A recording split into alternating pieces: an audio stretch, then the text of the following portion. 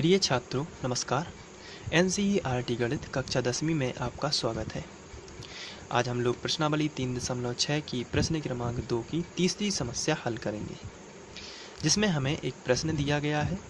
Ruhi 300 kilometre दूरी पर स्थित अपने घर जाने के लिए कुछ दूरी रेलगाड़ी द्वारा तथा कुछ दूरी बस द्वारा तय करती है।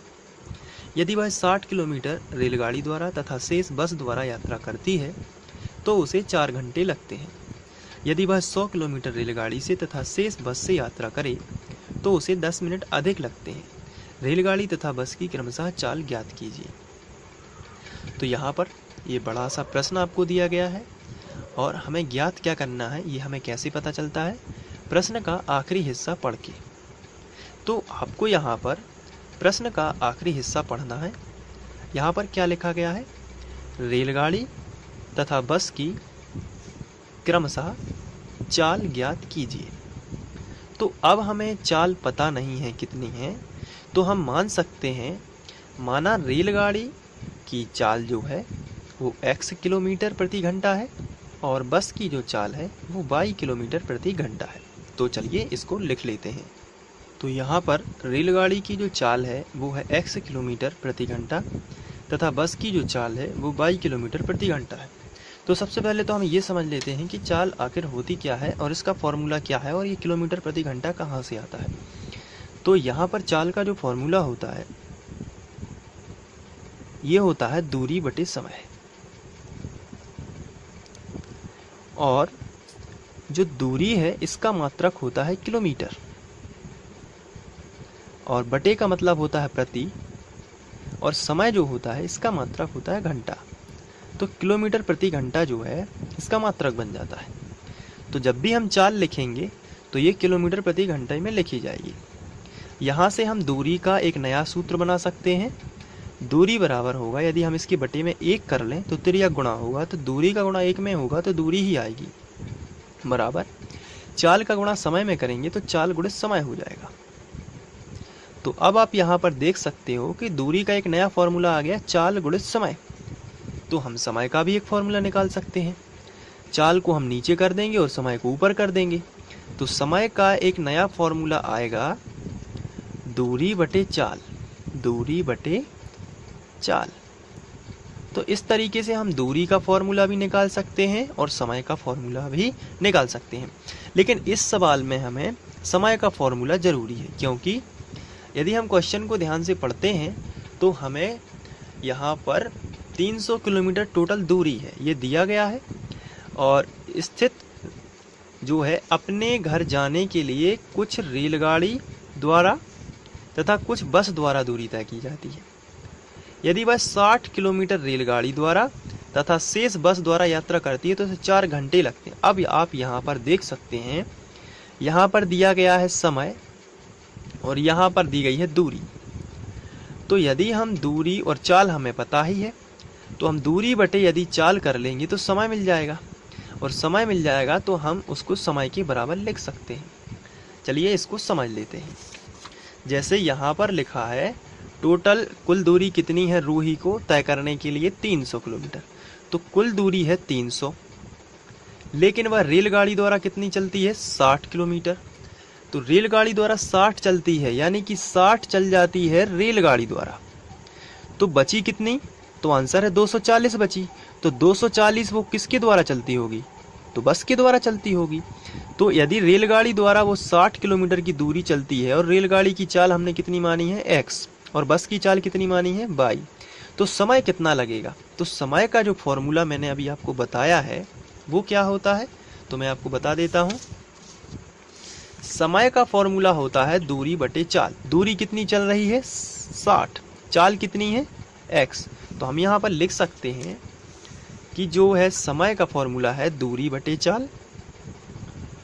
तो दूरी कितनी दी हुई है 60, चाल कितनी है x, किसकी? रेलगाड़ी। तो रेलगाड़ी द्वारा लगा समय होगा 60 बटे x। तो बस द्वारा लगा समय कितना होगा 240 बटे y। तो दोनों का टोटल समय कितना होगा? तो 60 बटे x प्लस 240 बटे y। लेकिन दिया कितना गया है 4 घंटे, तो ये भी तो समय ही है। समय बराबर है ना दूरी बटे चाल। तो ये समय है तो यहाँ पर टोटल कितने घंटे लगते हैं 4, तो हम इसको बराबर में 4 लिख सकते हैं और यहाँ से एक इक्वेशन बना सकते हैं। तो चलिए अब हम यहाँ पर लिखते हैं। तो सबसे पहले हम लिखेंगे रेलगाड़ी द्वारा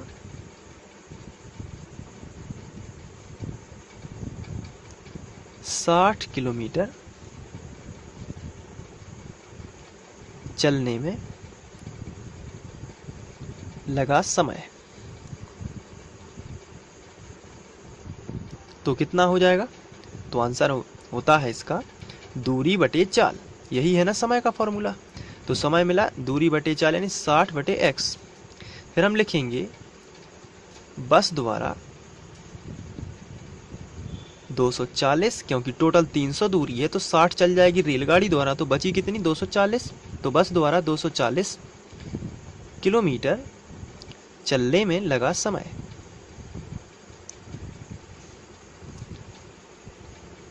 तो ये हो जाएगा समय का फॉर्मूला। फिर बताइए कितना होता है? दूरी बटे चाल, यानी कि 240 जो है दूरी है और चाल कितनी है बस की 22।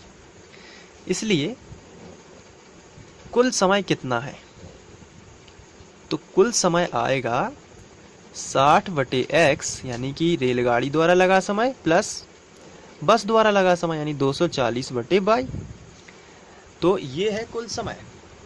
अब यदि हम इसको यहाँ पे कुल समय जो है हम सवाल से यदि तुलना करते हैं तो प्रश्नानुसार 4 घंटे हैं, तो जो ये समय है ये 4 घंटे के बराबर है, क्योंकि क्वेश्चन में लिखा गया है कि 4 घंटे लगते हैं। तो हम लिखेंगे प्रश्नानुसार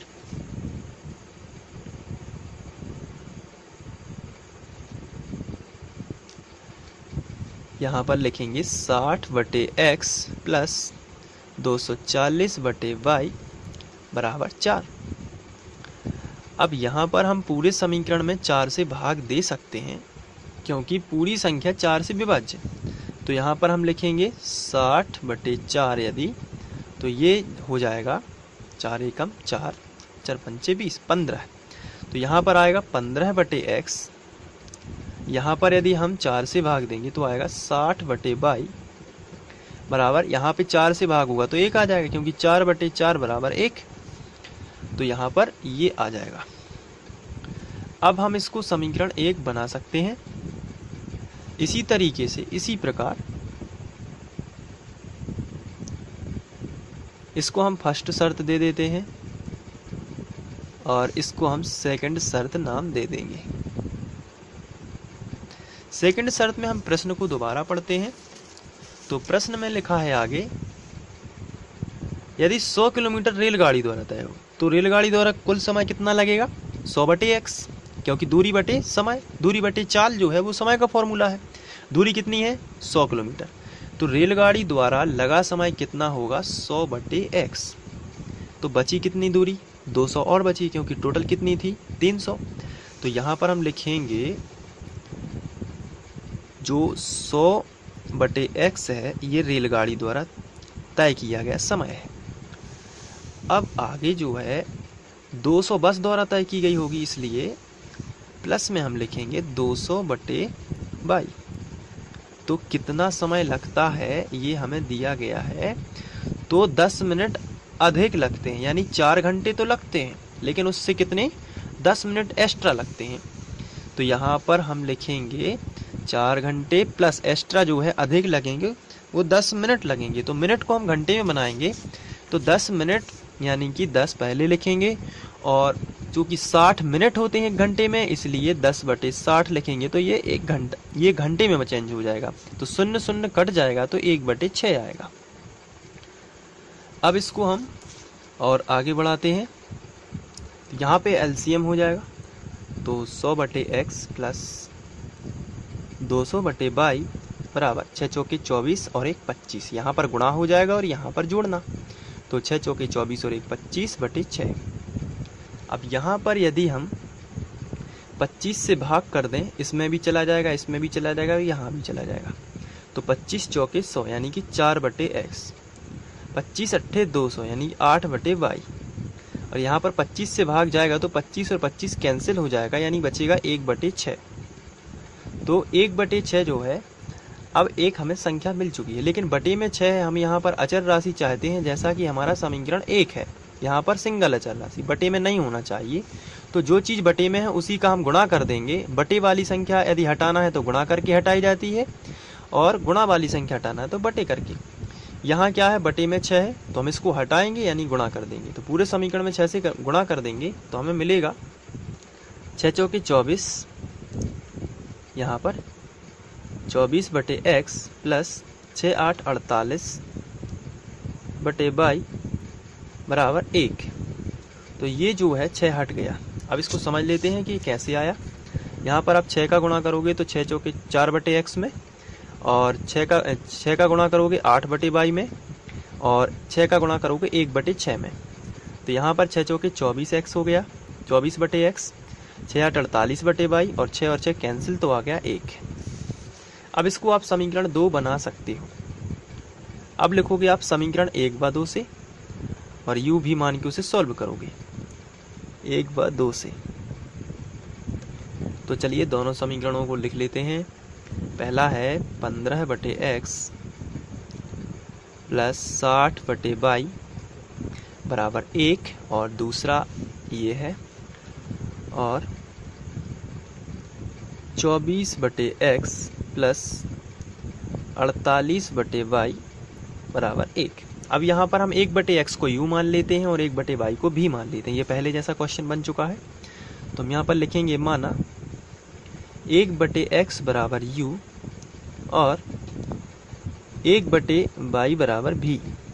तो चलिए, तो 15 और 1 बटे x को u माना, इसलिए यहाँ पर 15u प्लस 60v बराबर 1। 15u प्लस 60v बराबर 1, इसको हम समीकरण बना देते हैं 3, और यहाँ मिलेगा 24u प्लस 48v बराबर 1। ये है समीकरण 4। अब इसको हम विलोपन विधि से सॉल्व करेंगे। तो इसके लिए 48 का गुणा पूरे समीकरण में करेंगे और 60 का गुणा इस पूरे समीकरण में कर देंगे, क्योंकि हम v के गुणांक शुरू से ही समान करते आ रहे हैं। तो चलिए कर लेते हैं। 48 का गुणा 15 में करेंगे सबसे पहले, तो यहाँ पे आएगा 720 u प्लस 48 का गुणा यहाँ पर 60 में कर देते हैं, तो आएगा यहाँ पे आएगा 2880 v बराबर 48 एकम 48। अब इसका गुणा इसमें करेंगे तो आएगा 24 गुणे 6 कर देते हैं, तो यहाँ पे आएगा 1440 u प्लस ये ज्यों कहते हुए आएगा 2880 v बराबर 60 का 1 में होगा तो 60 ही आएगा। अब यहाँ पर समान चिन्ह है तो हम इसको घटा देते हैं, और घटाने में सबके चिन्ह बदल जाते हैं। धन का है तो ऋण का, धन का है तो ऋण का, और ये धन का है तो ऋण का। तो यहाँ पर ये तो कैंसिल हो जाएंगे, और 1440 में से 720 घटेंगे तो यहाँ पे माइनस के 720 u बराबर 60 में से 48 घटाएंगे तो आएगा यहाँ पर आएगा, यहाँ पर माइनस का जो है 12 आएगा। माइनस माइनस दोनों तरफ से कैंसिल हो जाएंगे तो आएगा 12 बटे 72 जीरो।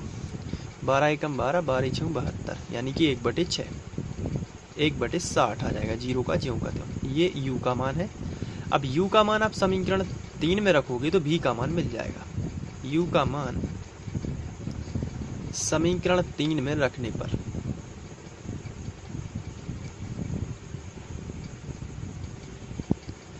तो समीकरण 3 देख लेते हैं सबसे पहले क्या था। तो समीकरण 3 था 15u प्लस 60v बराबर 1। तो यहाँ पर हम लिख लेते हैं। अब यहाँ पर रखेंगे हम u का मान, तो 15 ज्यों का त्यों u की जगह पर रखेंगे 1 बटे 60 प्लस 60v बराबर 1। तो यहाँ से ये कैंसिल आउट हो जाएगा। 15 एकम 15, 15 चौके 60, यानी कि 1 बटे 4 प्लस 60v बराबर 1। 1 बटे 4 का पक्षांतर कर देते हैं इस तरफ, तो 60v बराबर आएगा 1 माइनस 1 बटे 4। इसको हम आगे कर लेते हैं। तो यहाँ पर एलसीएम ले लेते हैं। 4 एकम 4, 4 में से 1 गया तो 3 बटे 4।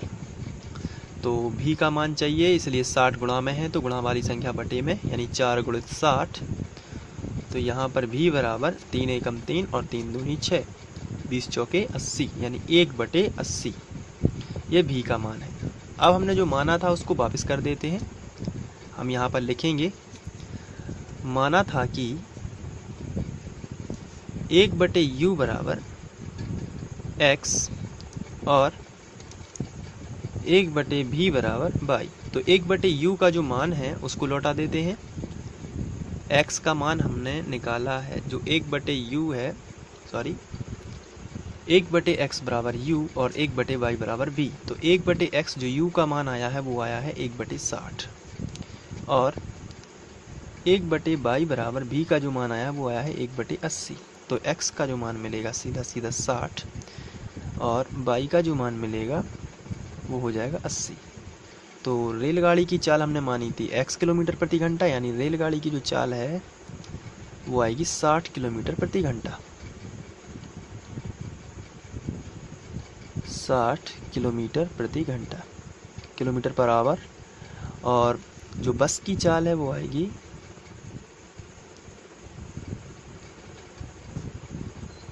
80 किलोमीटर पर आवर। तो इस तरीके से हम इसको सॉर्ट आउट कर सकते हैं। तो आशा करता हूँ आप लोगों को ये वीडियो पसंद आया होगा। पसंद आया है तो शेयर कीजिए और अपने दोस्तों को बताइए। साथ ही साथ फ्री ऑनलाइन कोचिंग की प्लेलिस्ट में जाकर सभी वीडियोस को देखिए। Thank you.